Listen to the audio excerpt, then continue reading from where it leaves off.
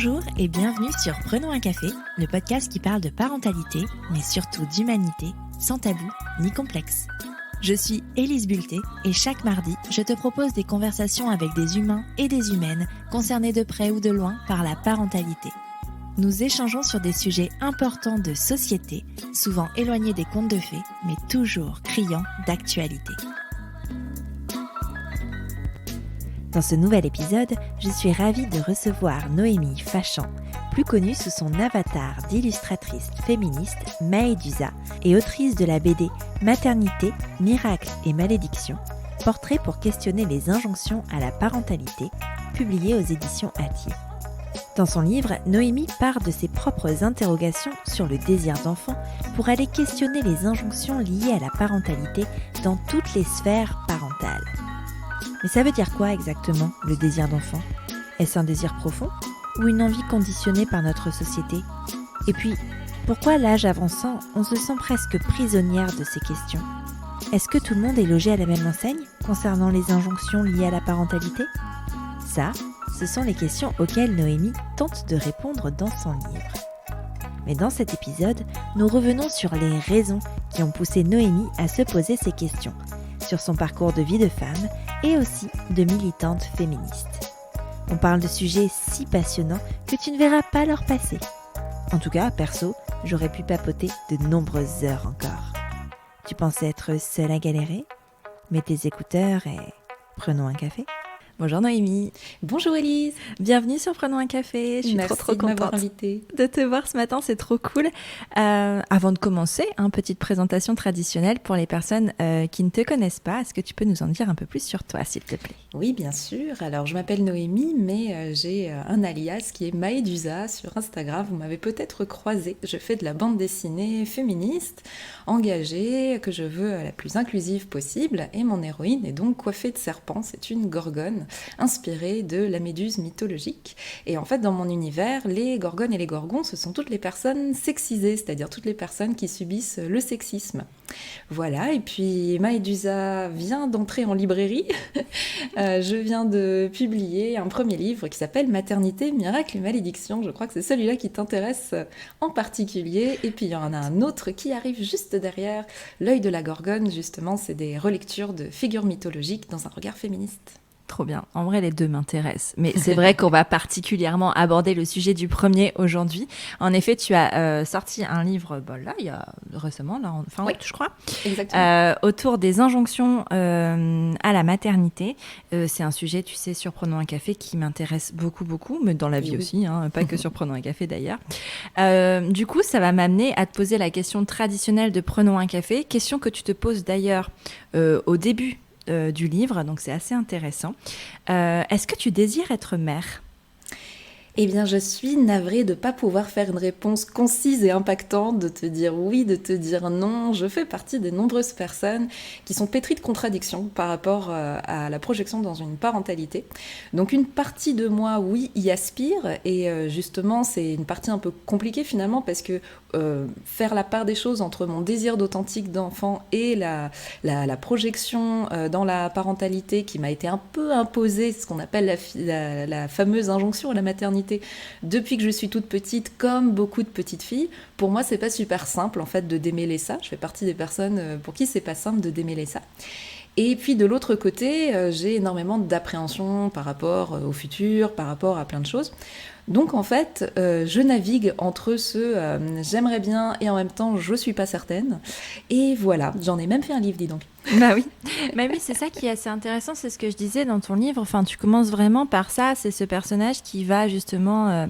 Alors j'ai plus les mots en tête parce que c'est pas le mot gynécologue. Oui, c'est la gorgonologue. La gorgonologue. C'est la gorgonologue, justement pour poser plein de questions. Et s'ensuit tous ces portraits finalement de parents et futurs parents et personnes qui ne veulent même aussi pas d'enfants.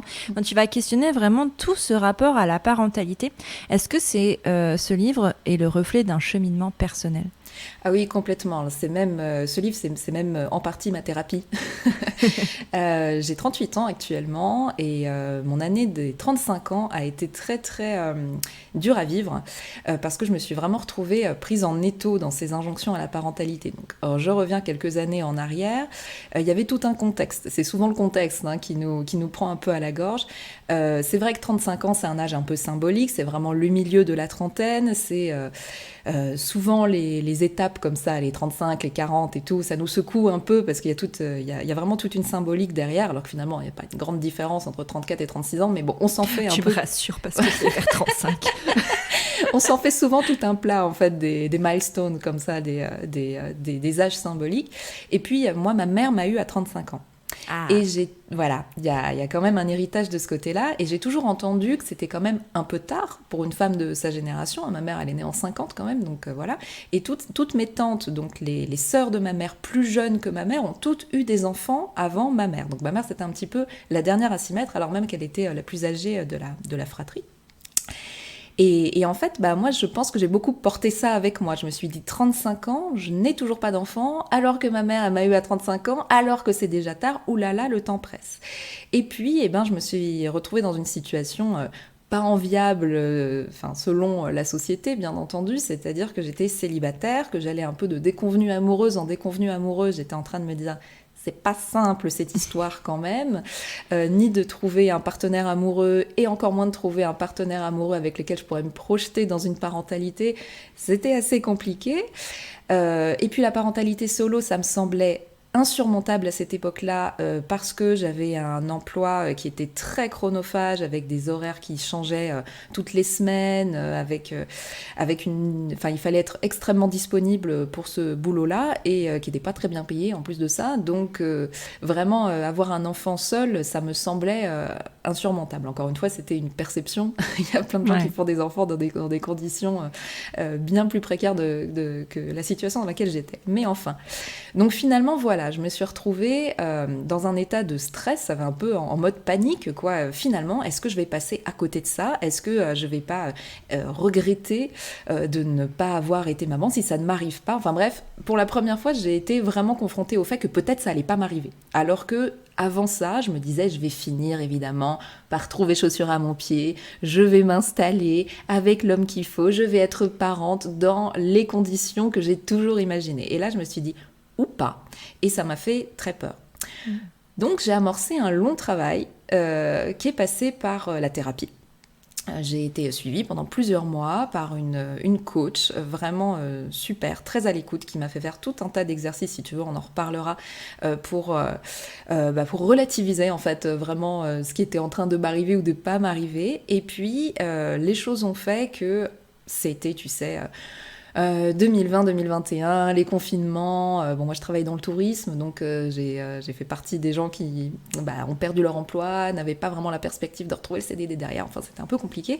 Et donc, je me suis mis à dessiner. J'ai lancé Maedusa, dont on parlait tout à l'heure. Et donc, ma vie a changé professionnellement.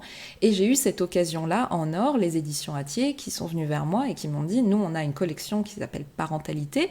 On voudrait travailler avec toi parce qu'on adore Maedusa, on adore sa parole féministe, etc. Et on a cette idée de parler des injonctions à la maternité. Est-ce que ça te parle? Je vais, vous tombez super bien. Donc voilà, finalement, ce livre, c'est vraiment le résultat d'un long cheminement personnel. Et aujourd'hui, en parler, c'est un peu la cerise sur le gâteau de la thérapie, si tu veux. Ouais, non, mais carrément. Mais je trouve ça intéressant parce que j'ai pas l'impression, alors tu me dis si je me trompe, peut-être que j'ai raté des postes, mais sur Maedusa, tu parles peu finalement de parentalité. Ouais. C'est vrai, j'en parle pas beaucoup, tout simplement parce que déjà moi je suis pas maman, donc c'est vrai que y a d'autres personnes qui ont des enfants et qui en parlent extrêmement bien, et j'adore lire ce qu'elles font et je les relais, etc. Et puis c'est vrai que sinon je vais plutôt m'intéresser qu'est-ce qui se passe dans le couple hétéro par exemple, donc l'asymétrie par rapport à la charge domestique, etc. Donc ça touche à la parentalité de plein fouet même, mais c'est vrai que je vais rarement en parler, sinon pour justement revenir sur ce moment de grand stress et de grande crainte, de grande terreur par rapport à la pression que je me mettais par rapport à ça, et ça parle à beaucoup de monde, ça je le sais. Carrément. Et puis la parentalité, tu vois, tout à l'heure tu parlais de féminisme, mais la parentalité est un gros point de départ sur les inégalités entre les femmes et les hommes aussi. Donc c'est un point de...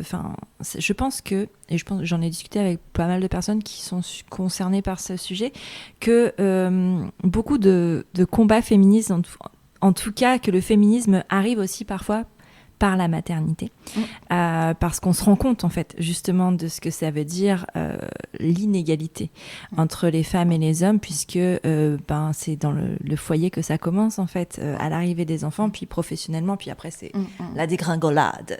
C'est assez terrifiant. Est-ce que toi tu as ces questions féministes là en tête quand tu questionnes ta possible parentalité? Oui, bien sûr, absolument. Déjà, de toute façon, depuis que je fais Maëlusa, je suis constamment en train d'interroger le monde de manière générale à travers la grille du féminisme, à travers la grille des inégalités de genre. Donc, de toute façon, toute projection, ça va être passé à cette moulinette-là, si tu veux. Et oui, bien sûr que j'y ai réfléchi, parce que c'est très lié à la question, justement, tu le disais, du travail, du couple, comment on fonctionne. C'est intéressant ce que tu dis, parce que oui, moi, ce dont j'ai vraiment l'impression en écoutant les gorgones autour de moi qui sont parents, c'est que la parentalité, et particulièrement la maternité, donc ça va vraiment être, il n'y a pas que celle-là dans la vie, mais un des moments, une des dimensions de la vie dans lesquelles vont être exacerbés tous les types de discrimination. Donc évidemment, en premier lieu, quand on est une femme hétérosexuelle, cette inégalité de genre par rapport au conjoint, au temps du conjoint, à la carrière du conjoint, à la façon dont le conjoint, lui, est considéré en tant que parent dans la société, et ça met vraiment en valeur le fait qu'il y a une différence, que la parentalité est différenciée entre un père, une mère dans cette société. Mais finalement, les autres discriminations, c'est un peu le cas aussi, c'est-à-dire que les discriminations liées au handicap vont être exacerbées, les discriminations liées à la grossophobie, au poids vont être exacerbées, le racisme va être exacerbé. En fait, c'est vraiment cette dimension de la vie dans laquelle tout va prendre une dimension, tout va prendre une taille, une pression supplémentaire. Donc oui, bien sûr, je me pose beaucoup de questions aussi par rapport à ça, c'est-à-dire, c'est vrai que l'avantage, c'est que si un jour je deviens parent, ce qui est sûr, c'est que j'y vais avec peu d'illusions. C'est justement toutes ces inégalités-là que tu pointes dans ton livre, puisque avec ce questionnement par rapport à la parentalité, ton personnage va à la rencontre de plein de personnes qui vont raconter leurs histoires, du coup, sous le prisme de la parentalité, et comment, en fait, ça a exacerbé les discriminations, les différences. Et comment tu as... parce que c'est des vraies personnes. Alors oui et non, tout à fait. Oui, c'est des personnages de fiction. Tous les personnages sont vraiment des personnages fictionnels, mais c'est que du réel dans le livre. C'est-à-dire, c'est vraiment que des témoignages recueillis avec le temps. J'ai pas fait d'appel à témoignages. J'ai pas dit voilà, j'écris un livre si vous voulez témoigner. Enfin, ça a pas du tout marché comme ça. Mais c'est vraiment 30 ans et plus d'histoire et de ce que j'ai observé, de ce qu'on m'a confié. Des histoires de parentalité, des histoires de maternité, des histoires de retour au travail, des histoires de tout ça. Donc vraiment, il n'y a pas une seule page qui n'est pas directement inspirée du réel.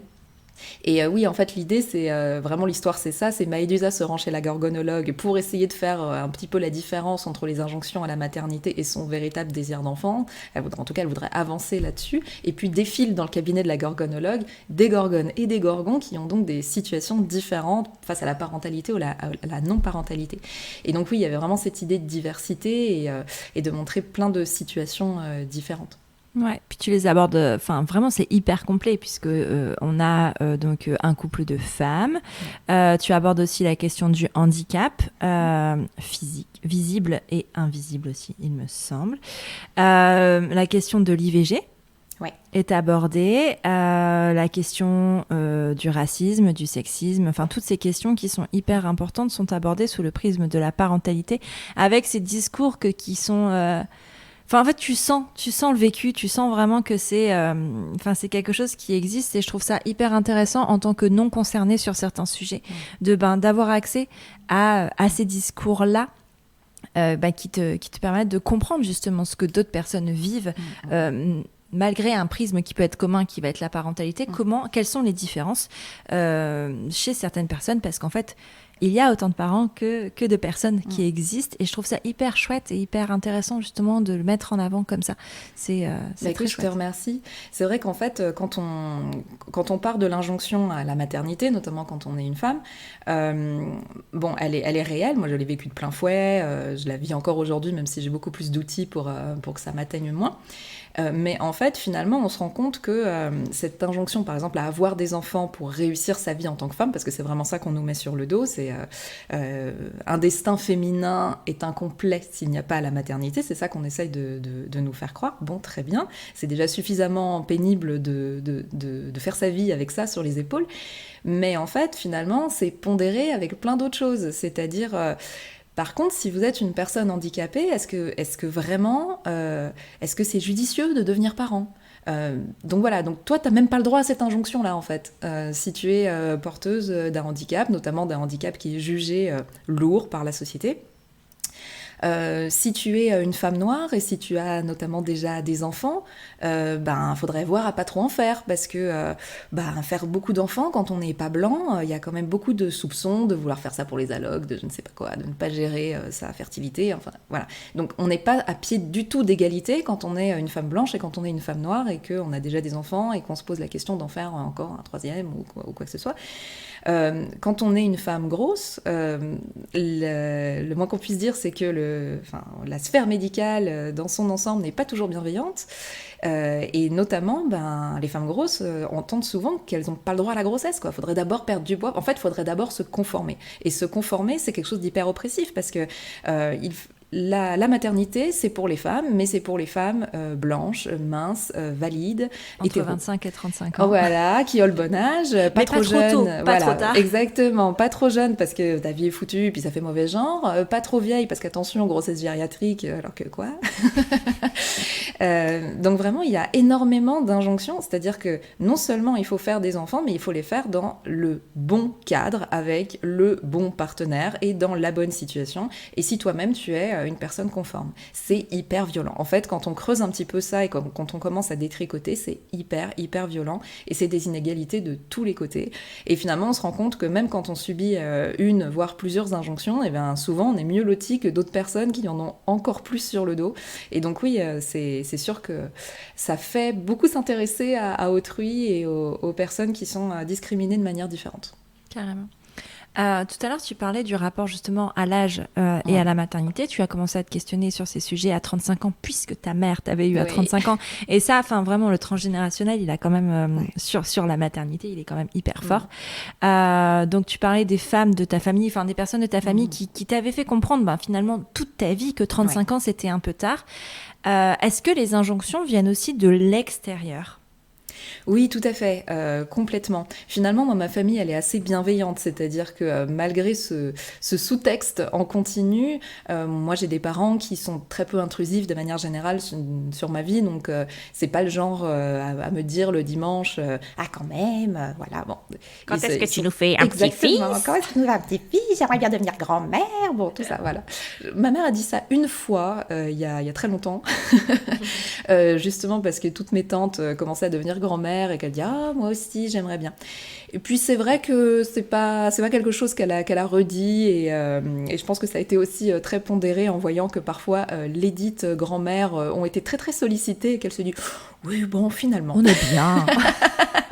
La retraite, les voilà, trucs tranquilles, c'est cool. Mais voilà, donc moi c'est vrai que ma famille finalement est relativement peu intrusive de manière directe, consciente en tout cas.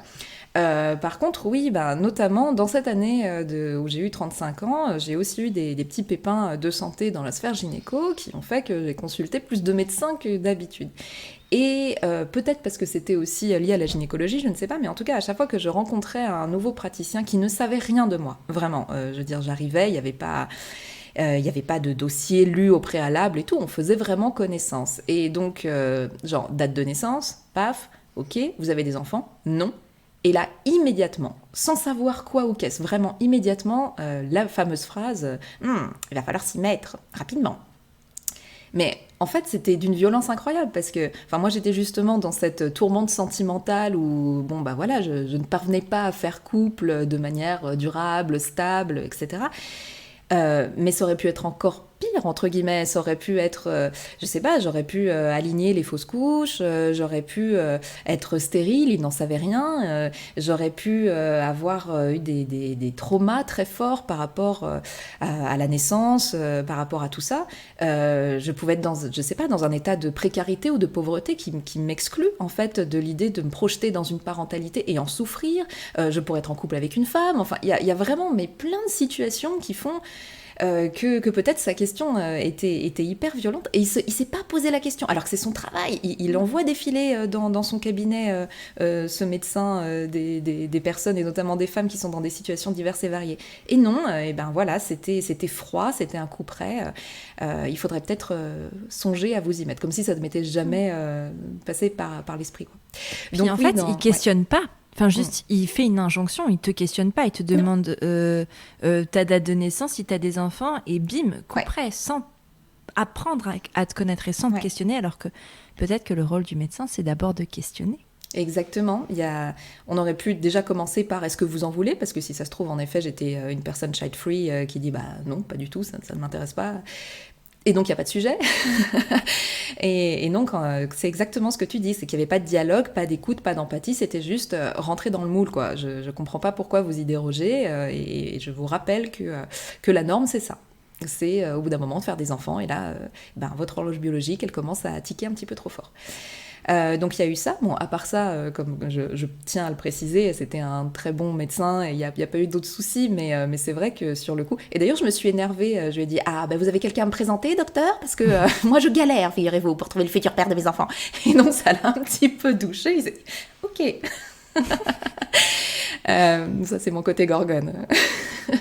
Non, mais tu fais bien, parce qu'en fait, je pense que ça lui... Parce que je pense pas que ce soit toujours... C'est jamais intentionnel, en fait. Je pense qu'ils se rendent pas compte de ce que ça veut dire.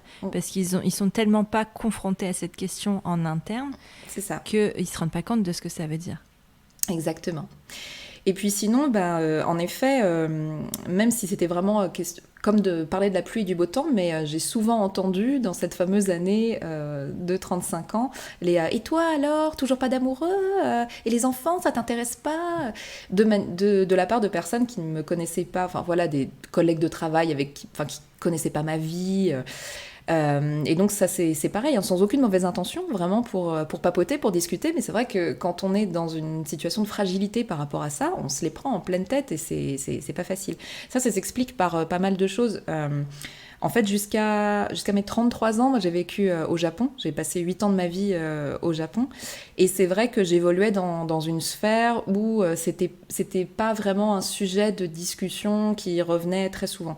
Parce que j'étais avec soit des backpackers, des gens qui visitaient le monde, qui travaillaient 3 mois dans un pays, 3 mois dans un autre, pour qui l'installation famille classique, couple, mariage, achat de maison, labrador et enfants n'était pas... Pas d'actualité, en tout cas. Soit au contraire, des personnes très carriéristes, des expats, comme on dit, tu sais, donc voilà, qui parlaient énormément de leur boulot, énormément de leurs finances, mais très très peu finalement de la famille. Enfin, c'était pas un sujet qui venait naturellement.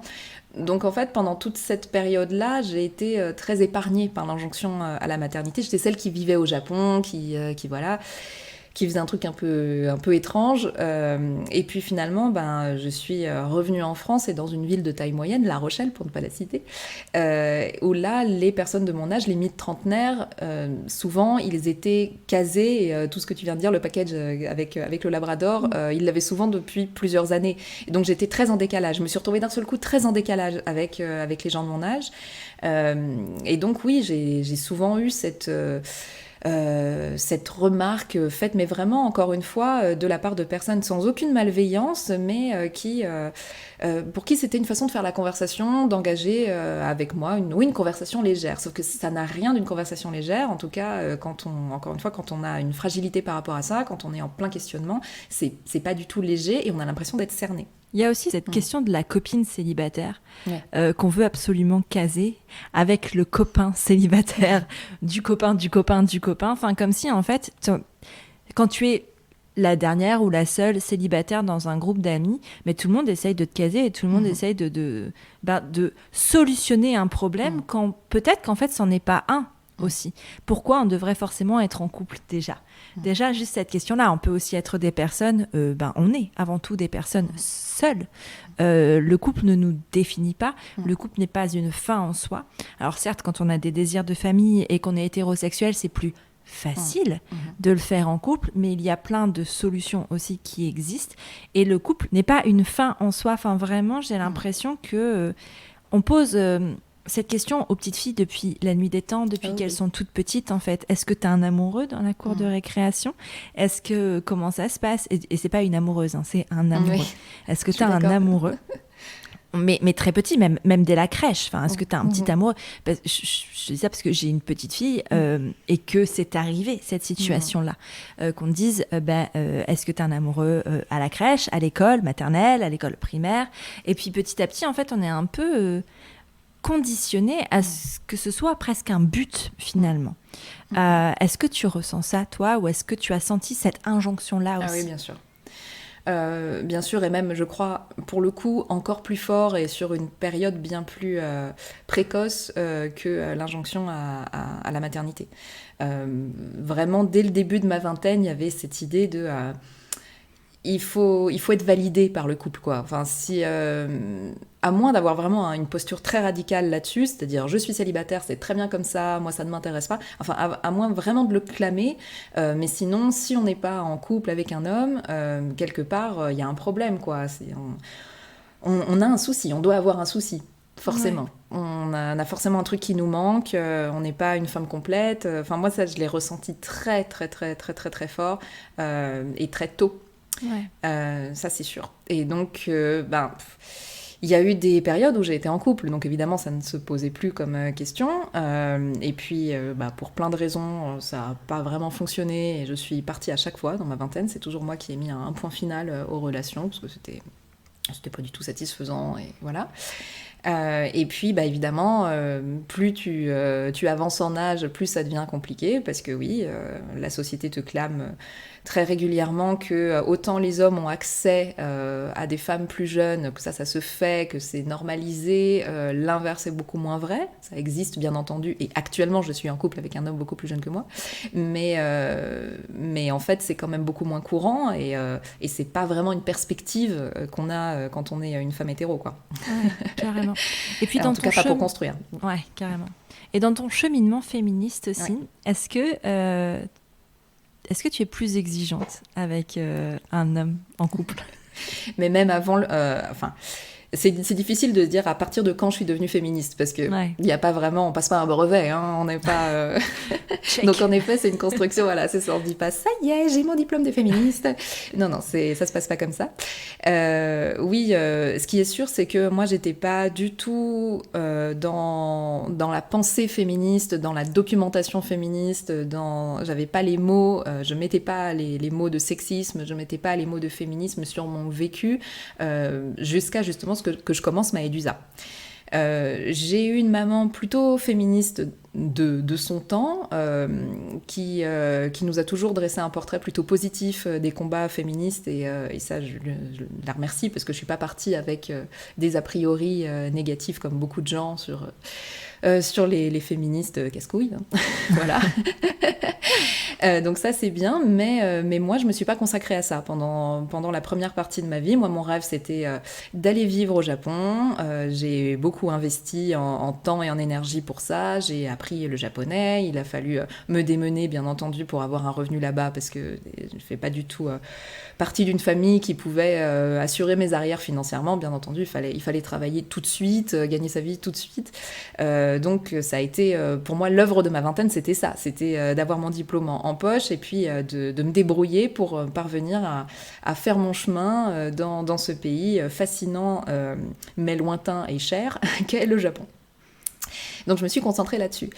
Et finalement, c'est vraiment à mon retour en France aussi, je pense que le fait de baigner de nouveau dans ma langue maternelle, c'est pas la même chose aussi.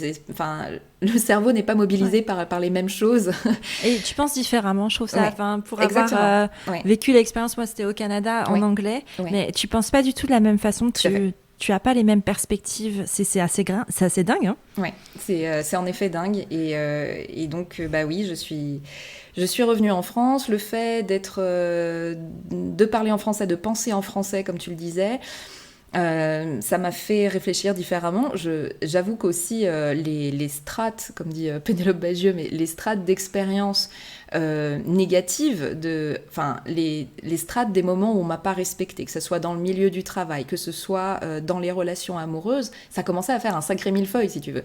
Et il y a un moment où vraiment la colère montait de manière sourde, parce que je suis pas quelqu'un qui convoque sa colère facilement, ça c'est les mots de ma psy.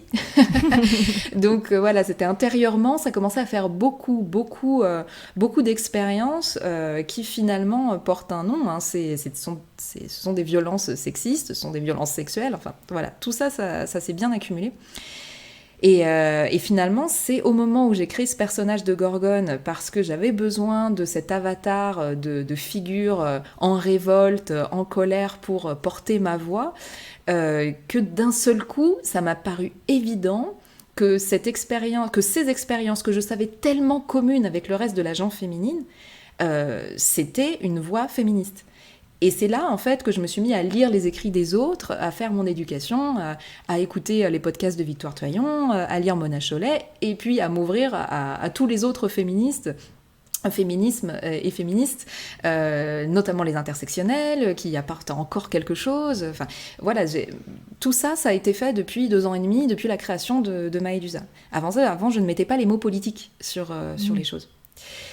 Donc voilà, donc je ne sais plus exactement quelle était ta question, c'était ça, c'est dans le couple, justement, cette dimension politique dans le couple, est-ce que ça te rend plus... est-ce que ça rend une relation plus compliquée ? Ouais, c'est ça. Est-ce que tu es plus exigeante ? Je pense que j'ai toujours été assez exigeante sur la qualité de mes relations, et c'est pour ça que, comme je te disais, dans mon historique amoureux, c'est souvent moi qui ai mis fin aux relations et qui ai dit, bon, je vais pas continuer. En fait, il s'avère que je suis quelqu'un d'assez indépendant. C'est pas forcément le cas de tout le monde, et je le respecte entièrement. Il y a des personnes qui ont besoin de présence humaine, qui ont besoin d'interagir au quotidien avec un partenaire et tout. Moi, c'est pas vraiment mon cas. Je suis très dans ma bulle. J'ai jamais eu de problème pour voyager toute seule, pour aller au resto toute seule, pour aller au ciné toute seule. Ça m'a jamais posé de problème majeur. Et donc, comme encore une fois l'a dit ma psy, j'ai besoin d'intensité dans mes relations, et je préfère être célibataire. J'ai toujours préféré me mettre dans une position de célibat plutôt que d'être dans une relation assez tiède, avec un manque d'intensité, avec un manque de sens pour moi. Le côté tendresse et habitude du couple, c'est pas quelque chose qui prédomine pour moi dans les relations. Donc j'estime que j'ai toujours été finalement assez exigeante, assez vite irritée par l'inégalité face à la charge domestique, assez vite irritée par le fait que, notamment quand j'étais au Japon, donc en couple avec un Japonais, c'était quelqu'un qui a été très happé par son milieu professionnel. Je savais que c'était le risque numéro 1 qui pesait sur notre relation. C'était un peu la différence culturelle de l'équilibre tant privé, tant professionnel. Mais comme c'était quelqu'un qui avait un parcours très international et que dès le départ, moi, j'avais posé les bases de mes craintes par rapport à notre relation, et notamment sur le fait qu'il soit très peu disponible temporellement, mais émotionnellement, tout ça, qu'il soit très peu présent à cause des exigences qui reposent vraiment sur les hommes au Japon dans la sphère professionnelle. Mais au départ, on était parti sur justement des bases plutôt saines, c'est-à-dire que lui-même n'avait pas du tout envie de se sacrifier corps et âme pour son travail. Il revenait tout juste au Japon, mais il avait passé de longues années en Angleterre puis aux États-Unis, et il n'avait pas envie d'un couple classique, traditionnel japonais où finalement on cohabite mais on se voit assez peu. C'était pas du tout son... Donc bref, j'étais partie un petit peu, si tu veux, dans l'idée que ça pouvait fonctionner, qu'on avait un terrain d'entente, et puis finalement, avec le temps, ça n'a pas tenu. C'est-à-dire que vraiment, il a été happé par tout ce qu'on demandait de lui, et que je me suis donc retrouvée... femme de marin, comme dit ma mère, c'est-à-dire à attendre au port le retour de l'être aimé, et à être, ne pas du tout être une priorité, que notre couple ne soit pas une priorité, que nos échanges ne soient pas du tout une priorité. Donc voilà, ça fait partie des raisons pour lesquelles, encore une fois, j'ai mis un point final à ces relations. Donc les exigences, je pense que je les ai toujours eues, même si je les formulais pas de manière aussi claire et aussi politisée. Et donc voilà, ça m'a suivi au début de la trentaine, ça m'a suivi jusque-là. Maintenant, je suis beaucoup plus révoltée par rapport aux situations des autres. C'est peut-être ça, mon éveil féministe, c'est vraiment de voir tous les points communs entre mon histoire et celle de nous toutes, et de m'ouvrir aux difficultés supplémentaires qu'ont les personnes qui sont, encore une fois, discriminées par des oppressions qui moi, ne me touchent pas. Voilà, mon éveil politique, c'est plus d'être exigeante à titre social, en fait, c'est-à-dire d'avoir aussi une vision de tous les manquements de la société dans son ensemble, des pouvoirs publics, voilà, le manque de crèches, bref, voilà, tu vois, cette vision un petit peu... générale, cette vision vraiment politique de ce qui nous manque en tant que société pour vraiment créer un terrain propice à l'égalité de genre, et le déni qu'il y a par rapport à ça, et même le refus de s'engager par rapport à ça, le côté c'est très bien comme ça, enfin voilà, c'est tout ça maintenant qui me révolte et contre lequel je prends la parole. Il y a des petits trucs là comme ça qui me viennent en question. Tu as une expérience internationale et tu as écrit un livre sur les injonctions à la maternité, à la parentalité. Est-ce que tu dirais que ton livre répond vraiment à des injonctions françaises, européennes, ou alors elles sont universelles, ces injonctions-là ? Je dirais un peu des deux. Je pense qu'il y en a certaines qu'on peut retrouver dans beaucoup de cultures et dans beaucoup de formes de sociétés. Et puis il y en a d'autres en effet qui sont peut-être assez franco-françaises. Quand j'étais au Japon, j'étais dans une situation un petit peu particulière parce que, alors, je vivais au Japon, mais je travaillais pour une organisation malienne. Donc, mes collègues, c'était moitié des Maliens et des Maliennes et moitié des Japonaises. Donc c'est sûr qu'il y avait vraiment beaucoup de choses différentes à tous les étages entre ces deux cultures, et puis la mienne, j'étais la seule française, donc j'arrivais avec encore quelque chose de différent, et donc oui, on retrouvait des choses communes mais vécues de manière un petit peu différente. Par exemple, c'est vrai que mes collègues maliennes, me voyant approcher de la trentaine, étaient assez catastrophées par le fait que j'étais pas mariée. Ils me disaient mais enfin... Qu'est-ce qui se passe ? C'est quoi la question ? Si vraiment tu veux pas te marier, t'as le droit de nous le dire, mais c'est vrai qu'on trouve un petit peu bizarre que que t'aies toujours pas la bague au doigt. Et elle s'inquiétait vraiment, et en effet, comme tu le disais tout à l'heure, elle me disait on a quelqu'un à te présenter, enfin voilà, elle voulait un petit peu rétablir la situation. Et de l'autre côté, les japonaises que je rencontrais, notamment dans un contexte un peu, tu sais, de mondain, un peu networking, etc., pareil, avaient tendance à se demander pourquoi à l'approche de la trentaine, j'étais toujours célibataire. Et elle, c'était plutôt, si tu es toujours célibataire, sachant qu'en plus, voilà, t'as fait des études, t'as une carrière internationale, si on peut dire ça comme ça. Pas vraiment, en fait, mais bon, bref, je donnais cette image. Eh bien, c'est que tu dois être très exigeante. En fait, elle se disait, et notamment en termes financiers, je devais attendre un super bon parti. C'était leur vision des choses. Et donc souvent, je me suis retrouvée dans cette situation super gênante pour une Française, pour le coup, c'est vraiment le gap culturel, où une Japonaise que je connaissais à peine, avec qui vraiment je commençais à discuter, me disait, mais alors du coup, tu vises combien par an ? Ça devrait être quoi le revenu d'un candidat potentiel pour toi pour le mariage ? Voilà. C'est une question qu'on peut poser en France sur un nouvel emploi. Exactement, mais complètement. Voilà. Combien de K euros en fait ? Et là, c'était un peu pareil. C'est combien de millions d'yens? Parce que ça se compte comme ça. Et donc, c'était un petit peu délicat de dire, alors non, je vois pas tout à fait les relations comme ça. Oui, c'est sûr que pour construire, évidemment, on va pas faire comme si l'argent n'avait aucune importance, ce serait faux. Mais quand même, de chercher un partenaire par ce prisme-là, ça me convient pas trop. C'est pas vraiment l'optique. Et donc oui, c'était fascinant de voir que en fait on symbolisait à nous trois, les trois sphères, trois types d'injonctions à faire couple, avant même l'injonction de la maternité, mais d'injonctions à faire couple. Les maliennes en mode c'est quand même curieux que tu sois pas mariée de base, quoi, en fait. Que se passe-t-il? Les japonaises en me disant si tu n'es pas mariée, c'est que tu dois être très exigeante sur le statut et le revenu de ton futur conjoint, donc comment tu vas t'en sortir? et moi, avec peut-être une version un petit peu plus romantique, peut-être un petit peu plus sentimentale, je ne tombe pas facilement amoureuse, et quand je tombe amoureuse, j'aimerais bien que ce soit d'un compagnon qui s'investisse, quoi, voilà. Donc ce n'est pas un mythe, les Français sont romantiques. Bah écoute, moi en tout cas je le suis assez, et en même temps très pragmatique, hein. C'est pareil, oui, non, mais hein, ça n'empêche pas. On parlait tout à l'heure de la charge domestique et tout. Ah oui, bien sûr. Mais oui, j'ai un côté très romanesque, j'ai un côté passionné, j'ai un côté intense, j'ai besoin de ça, un peu idéaliste même carrément. Et donc il faut que ça soit nourri. Donc bien sûr, évidemment, il y a beaucoup de compromis à faire avec le quotidien, avec le côté terre-à-terre d'une relation, mais c'est important pour moi en tout cas. Ouais. C'est incroyable, non, c'est pas incroyable du tout. Mais c'est fou comme en fait, quel que soit...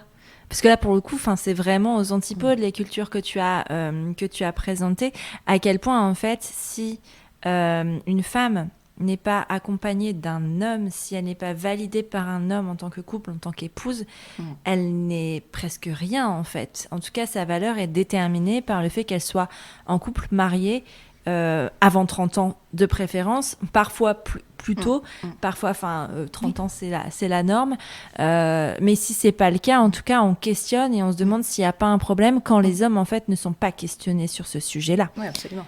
C'est fou. Oui, non, je suis tout à fait d'accord. Enfin, c'est vrai que, moi par exemple, j'ai toujours écrit, j'ai toujours dessiné, même si c'est longtemps resté dans mes tiroirs, mais ça fait vraiment partie de quelque chose que, on pouvait pas me connaître sans le savoir. C'est-à-dire que j'ai toujours fait, je sais pas, des portraits pour mes amis, pour les anniversaires, j'ai toujours publié sur mon petit Facebook perso des dessins, des choses, donc... normalement, on pouvait pas prétendre me connaître un tant soit peu sans savoir que j'avais ce côté créatif, disons, voilà. On m'a posé dans ma vie extrêmement peu de questions par rapport à ça, extrêmement peu de conversations ont été menées par rapport à ce pan pourtant très important et fondamental de ma vie. Maintenant, j'en vis mais carrément, donc voilà. Et par contre, je ne compte plus le nombre de fois où on m'a interrogée sur l'amour de manière générale, sur le couple, sur ma situation conjugale, sur mes aspirations par rapport à ça. Donc oui, je pense qu'en tant que femme, on est très souvent perçue dans un prisme, alors soit sexuel carrément, hein, hypersexualisant et tout, mais pour le moins romantique en tout ça. En tout cas, c'est notre place, c'est notre vocation dans cette société d'être des partenaires, n'est-ce pas? On hérite en fait encore beaucoup de ça, même si bien entendu tout le monde est au courant que nos vies ne se résument pas à ça et qu'on accomplit bien d'autres choses, et que même quand on n'accomplit rien de marquant d'ailleurs, eh bien malgré tout le couple et ou la maternité n'est pas forcément centrale, et qu'il y a d'autres choses dans nos existences. Bien sûr, tout le monde le sait, mais on le sait encore avec la partie supérieure de l'iceberg, et en fait la partie inférieure, elle est très pétrie de la place qu'on attend, que tout le monde attend qu'on prenne. Ouais, carrément. Tu me permets une excellente transition qui était ma question suivante autour de Maedusa. Quand tu as lancé Maedusa sur Instagram, pour toi c'était important de garder un anonymat? Oui, alors très bonne question. J'ai pas essayé de protéger un anonymat total. Par exemple, il y avait un lien vers mon site internet, et sur ma page web, eh bien il y a d'autres écrits que j'ai auto-publiés bien avant de publier les BD actuels, où il y avait donc mon nom, mon prénom. Donc c'était assez facile en fait de retrouver ma trace. J'ai pas essayé de faire un écran total. Par contre, c'est vrai que oui, j'ai créé cet avatar de gorgone et j'ai mis très peu de photos de moi ou de vidéos de moi en réel pour plusieurs raisons. Déjà, la numéro 1, c'est que quand on prend la parole sur le féminisme sur les réseaux, on est quand même très exposé aux raids de masculinistes, au harcèlement en ligne. Et les cyberharceleurs, clairement, ils sont très excités par la photo ou la vidéo des femmes qui prennent la parole, quel que soit le sujet d'ailleurs. Alors bien sûr, c'est encore pire quand c'est le féminisme, le racisme ou autre chose, mais même quand on prend juste la parole de manière beaucoup moins politique que ça, le fait de se montrer va susciter chez eux le besoin de nous remettre à notre place, et donc très souvent on va avoir des commentaires sur notre physique, on va se prendre beaucoup de violences verbales, voilà. Et c'est vrai que parler derrière une bande dessinée, ça désamorce beaucoup de ça. Ça les excite beaucoup moins, il faut bien le reconnaître. Et en plus de ça, pour comprendre ce que dit Maïdusa, il faut lire quand même. Donc il n'y a pas vraiment ce réflexe de tiens, celle-là, elle prend la parole, elle n'est pas dans une optique de me plaire, elle n'est pas dans une optique de séduction, elle n'est pas dans une optique de se normer à la minceur, à la jeunesse, à la joliesse et tout. Il va falloir que je lui rappelle que sa place c'est ça. Il n'y a pas ce détonateur, tu vois. Donc c'est vrai que c'était une façon, notamment dans les débuts de Maïdusa, de me protéger. Et puis la deuxième raison, c'est que j'avais envie qu'un maximum de personnes puissent se projeter dans mon personnage, et c'est plus facile quand c'est un personnage de bande dessinée que quand c'est moi avec ma tête, enfin voilà. Donc oui, c'était une sorte d'anonymat. Ok. C'est intéressant cette distance entre le personnage Maïdusa et toi, notamment face aux critiques, parce que j'imagine bien en fait à quel point du coup tu dois pas, enfin ça fait comme un filtre, un bouclier, et c'est peut-être plus facile de se détacher et de pas prendre personnellement des choses qui sont dites, et vraiment on va questionner ton travail, on va parler de ton travail, de ce qui est dit, et t'as raison, il faut lire. Donc ça veut dire que ces personnes qui habituellement vont pas prendre le temps d'écouter ce que la femme a à dire, vont même pas regarder, parce qu'en fait sinon ils vont avoir une graine qui va être semée, et ça serait très problématique. Faudrait quand même pas semer trop de graines, hein. Et donc en tant que bien-être en fait, aussi psy tout simplement, ça doit être vraiment intéressant cette distance que tu mets entre ton travail sur Maïdusa et toi. Mais en même temps, parce que moi je te vois là, Maïdusa te ressemble. Oui, bien sûr. C'est vraiment extrêmement bien fait. Ouais. Merci. C'est vraiment mon avatar, quoi. Oui, c'est moi, Maïdusa. Ouais. Mais c'est une partie de moi. C'est un personnage, encore une fois. Donc c'est une gorgone, elle a des cheveux en serpent, elle peut se permettre plein de choses. Enfin voilà, mon personnage de Maïdusa, si j'ai envie de la faire voyager ou voler ou remonter le passé, c'est possible. Donc c'est génial, ça donne vraiment un terrain pour la créativité qui est super. Oui, donc c'est à la fois mon bouclier, et d'ailleurs c'est marrant parce que le bouclier c'est aussi un accessoire qui est très lié à l'histoire de Méduse. Et puis c'est le soldat, tu sais, que j'envoie au combat. J'ai une adelphe, donc ma sœur, mais c'est une personne non binaire, qui est astrologue, et pour qui vraiment, qui explique très bien que les planètes dans notre thème astral, ce sont un petit peu des personnages qu'on a en nous, et puis finalement qu'on peut les convoquer. Et donc le guerrier, Mars, tu vois, c'est un petit peu le guerrier qu'on envoie au front quand on a envie d'en découdre, quand on veut se défendre, ou quand on veut conquérir, ou quand on veut make a point. Et Maïdusa, c'est un petit peu mon Mars intérieur, quoi. C'est un petit peu la figure qui monte se battre. Donc oui, c'est psychologiquement, c'est un vrai travail. Encore une fois, quand je dis que c'est toujours ma thérapie, l'art c'est souvent une thérapie pour les artistes, oui, bien sûr, ce personnage de Maïdusa, ça me permet d'extérioriser beaucoup de choses en étant un petit peu moins vulnérable que si je prenais la parole directement. Et en même temps, ça me permet de me dépasser moi-même, parce que je peux imaginer Maïdusa dans des situations que moi je n'ai pas vécues à titre personnel, et donc voilà, c'est beaucoup plus souple. Ouais, carrément. Pourquoi tu as choisi d'utiliser des personnages de la mythologie ? Pourquoi particulièrement ce moment ? Alors écoute, ça c'est tout un cheminement. Alors, ce personnage de Gorgone d'aujourd'hui, je l'avais en tête depuis quelques années, et notamment depuis un voyage en Grèce que j'ai fait toute seule. Ça a été un petit peu spécial ce voyage en Grèce parce que moi j'ai toujours été passionnée par la mythologie, comme beaucoup de gens. Par contre, c'est vrai que j'ai pas un côté très spirituel, tu vois. Je fais pas beaucoup de rituels. Je suis pas quelqu'un qui je sais pas, qui essaye d'avoir de la spiritualité au quotidien. Je le tolère beaucoup chez les autres, mais c'est vrai que moi, c'est pas quelque chose qui fait partie de ma to-do list de la journée. Mais ce voyage-là, je suis partie vraiment en disant « Ok, je vais à Athènes, c'est quand même la ville d'Athéna, j'ai un message pour elle. » Je lui ai écrit un poème, je lui demandais en fait sa guidance, sa bienveillance, parce que justement, j'étais à l'approche des 35 ans, je commençais à me poser beaucoup de questions et à me sentir pas bien en fait par rapport à tout ça, à la maternité, au couple et tout. Et même professionnellement, ça n'allait pas non plus. Je n'avais même plus le mirage de vivre à l'étranger et qu'il y ait toujours des choses fabuleuses et intellectuellement stimulantes, tu vois. Vivre au Japon, c'était ça, c'était la stimulation intellectuelle et culturelle au quotidien. Là, j'étais de retour en France, donc j'avais même plus ces lunettes roses, tu vois, pour voir l'existence. Donc, je commençais à entrer en dépression, ouais. Même si je mettais pas le mot dessus, mais c'était exactement ce qui était en train de se passer. Et donc, voilà, j'ai ressenti le besoin en me disant, bon, j'ai mes vacances, ça tombe en novembre parce que je les ai pas choisies.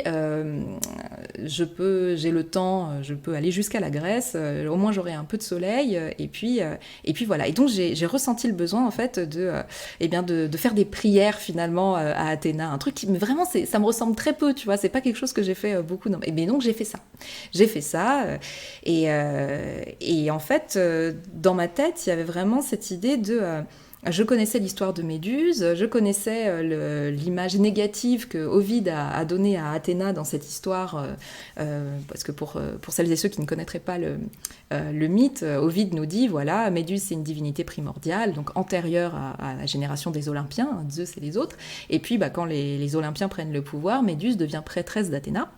Et puis un jour, Poséidon, le dieu de la mer, le frère de Zeus, viole Méduse dans le temple d'Athéna. Et Athéna, très offensée par ce qui s'est passé sous son propre toit, décide de punir Méduse, et non pas le violeur, et donc elle change Méduse en monstre en la coiffant de serpent et en lui donnant le fameux regard pétrifiant, le regard qui est capable de changer en pierre. Sur ce, Méduse va se réfugier dans une grotte avec ses sœurs les Gorgones, et elle y vit tranquillement, jusqu'à ce que Persée, le héros des héros grecs, toque à sa porte, si on peut dire ça comme ça, et dans le but de la tuer, et finit par la décapiter. Et on applaudit Persée, fin de l'histoire, et tout va bien. Donc évidemment, c'est une histoire très choquante à bien des égards, parce que c'est une victime de violences sexuelles qui est doublement punie, parce que Athéna ne joue pas du tout la carte de la solidarité féminine ou de la sororité et vient en rajouter une couche par-dessus. Donc voilà, finalement, c'est une histoire qui nous interpelle à bien des endroits. Et en fait, là, en essayant d'appeler je ne sais pas quelle bénédiction sur ma tête face à la statue d'Athéna à Athènes, je me dis, mais je suis certaine qu'il y a une autre vérité, et en tout cas la mienne, c'est celle de la solidarité. Athéna n'a pas puni Méduse, elle lui a donné des armes pour se défendre, et donc d'un seul coup le mythe a été réécrit dans mon esprit. Et je me suis rendu compte que c'était une interprétation que d'autres personnes avaient, et que notamment dans le milieu féministe, la figure de Méduse était souvent représentée parce que image de femme en colère, parce que victime de violences sexuelles punies, mais que aussi il y avait cette troisième dimension, et si finalement Athéna n'avait pas eu ce rôle négatif. Donc voilà, j'ai porté ça en moi pendant 1 ou 2 ans, puis dès que j'ai eu le temps, finalement, ce temps accordé par le confinement, de commencer vraiment à mettre ça sur le papier, tout est devenu vraiment limpide, quoi. Donc voilà, c'est à la fois un goût pour la mythologie que j'ai eu dès mon adolescence, mais dont j'ai rien fait, et puis ce voyage en Grèce qui a été tellement curieux, tellement exceptionnel dans ma vie, et puis finalement ce personnage qui s'est imposé tout seul. C'est intéressant ce que tu dis par rapport à ton voyage en Grèce. Ça me fait penser à un livre qui a été écrit par... alors j'ai oublié son nom de famille, c'est Robert, mais c'est Philosophy is the New Sexy sur Instagram. Et c'est un livre autour de Pénélope. Et il y a ce cheminement d'aller en Grèce et de trouver des réponses et de tout ça. Et du coup, c'est marrant parce que c'est hyper similaire. J'ai mis mon téléphone en mode avion, donc je peux pas chercher en même temps. Mais je vais le retrouver parce que je sais pas si tu l'as lu. Non, je l'ai pas lu. Mais écoute, c'est marrant ce que tu me dis. S'il est sur ma table de chevet, je l'ai pas fini. Mais en tout cas, c'est vraiment un livre. C'est Marie Robert et ça s'appelle Le voyage de Pénélope. Voilà, c'est ça. Très bien. Le voyage de Pénélope par Marie Robert, et c'est vraiment... Ça raconte vraiment ce que tu as vécu, en fait. C'est ça qui est intéressant, avec ces réflexions autour de la mythologie, mais aussi des réflexions très personnelles, puisque Marie Robert est philosophe. Donc, il y a vraiment ces dimensions-là. En tout cas, c'est très similaire. Donc, si tu l'as pas lu, je te le recommande chaudement. Je vais ça peut me le procurer. Carrément, potentiellement t'intéresser. Aujourd'hui, et c'est une question qui m'était venue avant, tu as mis ta photo sur Instagram pour des questions d'Instagram qui veut vérifier notre identité pour certifier un compte. Est-ce que tu dirais que ça a changé ta relation avec tes lecteurs et tes lectrices ? Oui, alors c'est vrai qu'il y a deux choses qui sont arrivées simultanément. Comme tu l'as dit, on est dans une situation où le réseau nous conseille fortement de mettre une photo en profile picture parce que pour des raisons en effet de si on perd notre compte, s'il y a un problème technique, etc., pour pouvoir vérifier notre identité. Bon. Donc ça m'a obligée à abandonner le fameux avatar dessiné de Maëdusa et de mettre enfin ma tête bien visible sur la page. Et puis aussi, je suis entrée en phase de promo pour les 2 BD et donc il faut un peu jouer le jeu. Les maisons d'édition nous demandent de faire des reels parce que c'est, paraît-il, ce qui fonctionne sur Instagram. Bon, moi j'en ai jamais fait beaucoup, donc voilà, il a fallu parler face caméra et me montrer un peu. Donc oui, je pense que ça change un petit peu les choses, puisque encore une fois... il est moins évident pour mon lectorat de se projeter sur moi. C'était plus simple de le faire sur Maëdusa, en tout cas. J'ai pas eu de retour négatif par rapport à ça, mais c'est quelque chose que je subodore. Et puis, oui, sur les vidéos, notamment donc les vidéos de promo qui ont été diffusées non pas seulement sur mon compte, mais aussi sur le compte de mes éditeurs, oui, il y a eu... quelques commentaires très virulents. Je n'en avais pas eu d'aussi virulents depuis un moment. Donc je pense que ma théorie se confirme. C'est-à-dire que vraiment, quand on se montre en vidéo, quand on se montre en réel, il y a beaucoup plus de violence qui est dirigée contre nous. Alors le problème, encore une fois, ce n'est pas nous. Je ne suis pas en train de dire on devrait toutes se planquer. Ce serait complètement contre-productif. Absolument pas. Le problème, c'est évidemment cette culture sexiste et du cyberharcèlement qu'on se prend de plein fouet, quoi. Ouais, carrément. Est-ce que tu envisages, après toutes ces périodes de promo, de revenir sur un avatar ? Oui, complètement. Comme je te le disais, en plus, on ne sait pas si vraiment c'est tellement utile que ça pour la vérification d'identité. On pense, donc on fait, mais en fait, on ne sait pas. Donc, si je m'aperçois qu'au final, oui, je pense que je reviendrai vers un avatar dessiné. Ça me correspond davantage et moi, j'ai envie qu'on suive les aventures de Maëdusa. Celle que je suis derrière à titre perso, c'est pas celle que je mets en avant sur ce compte, donc c'est pas la peine, en fait. Ouais, carrément. Tu le disais en intro, aujourd'hui, tu as 38 ans. Ouais.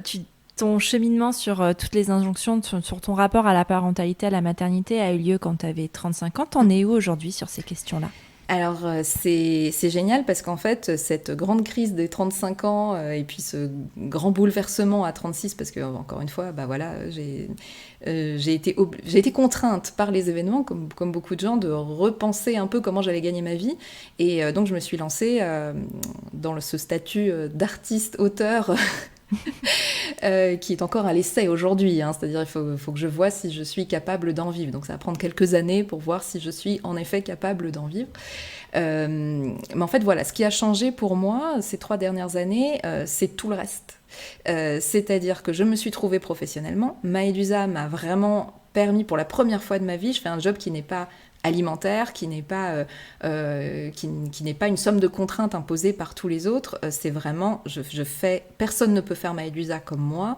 Je sais que ça a une utilité, j'ai des messages, j'ai les commentaires, j'ai tout cet écho incroyable que les gorgones me renvoient, donc les gorgones et les gorgons, mes lecteurs, mes lectrices me renvoient. Donc je sais aujourd'hui que j'ai trouvé ma place professionnellement et même socialement parlant. Et ça, c'est incroyable. C'est vraiment incroyable. Et oui, ça change tout. Et ça change la perspective sur tout le reste. Il y a quelque temps, j'ai échangé avec Bettina Zourli du compte Je ne veux pas d'enfants. Et elle me disait, ce qui est intéressant dans ce que tu dis, c'est que finalement, comme beaucoup de monde, tu réalises que la maternité, qu'elle advienne ou qu'elle advienne pas, mais c'est pas forcément central dans ta vie. Et ça, c'est OK aussi. On peut avoir des enfants, ou ne pas en avoir, mais on peut avoir des enfants et se rendre compte que malgré tout, évidemment, la mobilisation que ça nous demande en termes de temps, en termes d'énergie, etc., et ça, on ne peut pas y couper, à moins d'être ultra privilégié, on ne peut pas y couper, mais on peut aussi se rendre compte que ce n'est pas forcément l'élément central de son existence et que le ikigai, comme disent les Japonais, mais vraiment la raison de vivre, elle peut être ailleurs, même si on a des enfants. Et donc là, c'est un petit peu... Je me suis un petit peu remis sur ces rails-là, quoi. C'est-à-dire que trouver ma voie professionnellement et artistiquement m'ont fait beaucoup relativiser toutes ces idées d'injonction et à faire couple et à avoir des enfants. Et donc, en fait, j'étais partie sur l'idée que je vais me concentrer là-dessus, quoi, et le reste, on verra bien si ça vient tout seul ou pas. Il s'avère que, grâce à Maëdusa, j'ai fait la rencontre d'un homme exceptionnel avec qui je suis en couple aujourd'hui, et donc je suis comblée aussi sur le plan sentimental et amoureux. Ça se passe très très bien. Enfin, en tout cas, moi, j'ai jamais été dans un tel équilibre, que ce soit émotionnel, sentimental, quotidien. Vraiment, c'est un super partenariat amoureux qu'on a mis en place. Donc ça, c'est chouette. Donc évidemment, j'ai une sérénité qui s'est mise en place là-dessus parce que en vrai, j'ai pas vraiment avancé de manière drastique sur le fait est-ce que je vais avoir des enfants ou pas, parce que le temps continue quand même à passer et c'est sûr qu'au bout d'un certain âge quand même la fertilité peut être plus compliquée ou pas, hein, ça dépend vraiment des gens, mais ça peut devenir un sujet, la fertilité peut devenir un sujet de mon côté. Finalement, mon conjoint, on ne sait pas, mais la fertilité, ça peut aussi être un sujet de son côté à lui.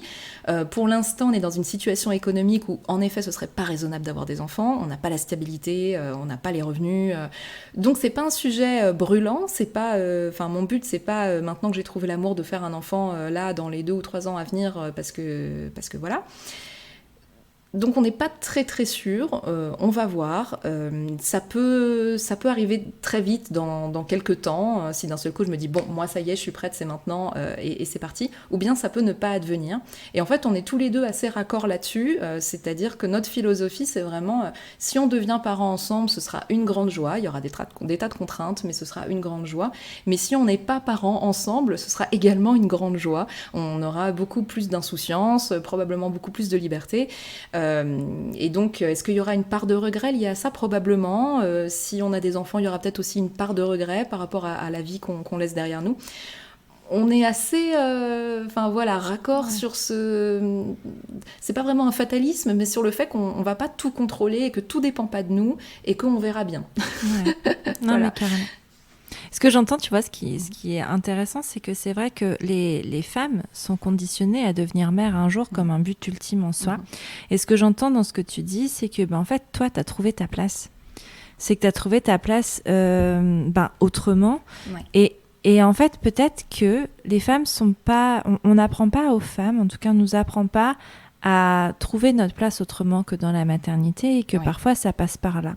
Moi, je sais que dans mon cas, c'est passé par là. Même si ma place, même si le rôle de ma vie n'est pas d'être mère. Tu vois ce que tu expliquais justement, de pouvoir être mère, mais d'avoir autre chose derrière qui nous anime. En tout cas, moi, c'est ce que je vis. Par exemple, je suis mère, mais ma fille que j'aime de tout mon cœur, ma maternité ne m'est pas ma raison de vivre. Elle a une place importante dans ma vie. C'est un rôle que je chéris, que j'aime beaucoup et qui m'apporte énormément, mais ce n'est pas central dans ma vie. Il y a d'autres choses, notamment les combats que je peux mener autour de Prenons un café, qui sont mine de rien quand même liés à cette parentalité, mais qui sont tournés vers l'extérieur, tu vois. Donc en fait, c'est pas incompatible, mais parfois, en fait, on n'a tellement pas appris à exister autrement que par ce couple dont on parlait précédemment et par cette parentalité, que c'est hyper difficile d'aller trouver autre chose. Et quand je t'entends parler, j'ai l'impression que en fait, l'affirmation de soi, ton affirmation de toi, est passée par autre chose, et cette place que tu cherchais, en fait, tu l'as trouvée autrement. Et je trouve ça hyper intéressant et important d'avoir ce genre de discours, parce que ça montre que c'est pas parce qu'on est une femme que notre accomplissement passe par le couple et la maternité. Oui, ça fait partie de choses qui peuvent nous rendre heureux et qui peuvent nous permettre de nous épanouir, mais ce n'est pas un but en soi et ce n'est pas une fin en soi, et c'est pas obligatoire pour trouver sa place, et c'est pas obligatoire pour exister. Eh bien, je plus sois tout ce que tu viens de dire. C'est extrêmement bien résumé. Eh bien, écoute, on peut terminer là-dessus. Merci mille fois, Noémie, pour cet échange. J'ai adoré, c'était passionnant. Si on veut découvrir ton travail, par où ça se passe ? Alors, ça se passe sur Instagram. Je ne suis pas présente sur les autres réseaux parce que Instagram me demande énormément de travail, de modération, etc. Donc, sur Instagram, la page, c'est Maedusa Gorgone. Je vous y attends avec plaisir. Et puis, vous pouvez aussi me retrouver en librairie. Maternité, miracle et malédiction, c'est la bande dessinée qui vient de sortir aux éditions Hatier. Et L'œil de la Gorgone aux éditions Le Duc Graphique, la suite de près. Qui sort. Il n'est pas sorti encore, celui-là. Il n'est pas encore sorti, il est en précommande. Vous pouvez d'ores et déjà le précommander. Et tu as la date de sortie ? Parce que peut-être que quand... 31 octobre. Eh ben, je pense que ça va concilier. Ça va être coordonné avec la sortie. Les deux sont en librairie. Allez-y. Non, mais de toute façon, on peut se les procurer soit en précommande, si ce n'est pas encore sorti, soit en librairie, dans votre librairie de quartier, toujours de préférence. Bien sûr. Mais si vous vivez dans un endroit où il n'y a pas de librairie, vous pouvez aussi les commander sur Internet. De toute façon, les livres, et ça, j'aime bien faire cette petite info parce que c'est pas très connu, mais les livres sont au même prix absolument partout en France. La loi du prix du livre l'impose, donc que vous le commandiez chez votre libraire ou sur Internet, c'est la même chose. Donc, on va privilégier les libraires qui en ont énormément besoin. Tout à fait. Merci mille fois, Noémie, c'était trop bien. Et puis, à bientôt. Merci à toi, Élise, à très bientôt. Voilà, c'est terminé pour ce nouvel épisode de Prenons un café. Je te remercie d'avoir écouté jusqu'au bout, et s'il t'a plu, je t'invite à le partager sur tes réseaux sociaux, à tes amis dans la vraie vie, bref, au plus grand nombre. Après ça, tu peux aussi envoyer un max de love à Prenons un café sur Apple Podcast. C'est hyper simple. Tu ouvres ton appli Apple Podcast sur ton iPhone, tu vas sur Prenons un café et tu descends tout en bas. Là, tu mets le nombre d'étoiles que tu souhaites, 5 au choix, et tu écris ce que tu veux dans la section Avis. Par exemple, le 30 juillet, Clochoco écrivait: dans une vie à 100 à l'heure, un boulot prenant, un kid de 2 ans, se poser sur un podcast qui incite à la réflexion et à l'auto-analyse, c'est que du bonheur. C'est aussi beaucoup de bonheur pour moi de te lire, Clochoco. Mille merci pour tes mots qui me touchent énormément. Bon, et puis si tu n'as pas Apple Podcast, tu peux toujours parler de Prenons un café autour de toi, ça ne mange pas de pain, et ça fait toujours plaisir. Tu es sur Prenons un café, le podcast qui parle des sujets de parentalité, mais surtout d'humanité, sans tabou ni complexe. Je te retrouve la semaine prochaine pour un nouvel épisode. Abonne-toi à Prenons un café sur ton appli de podcast préféré pour ne rien manquer. D'ici là, prends bien soin de toi autour d'un café.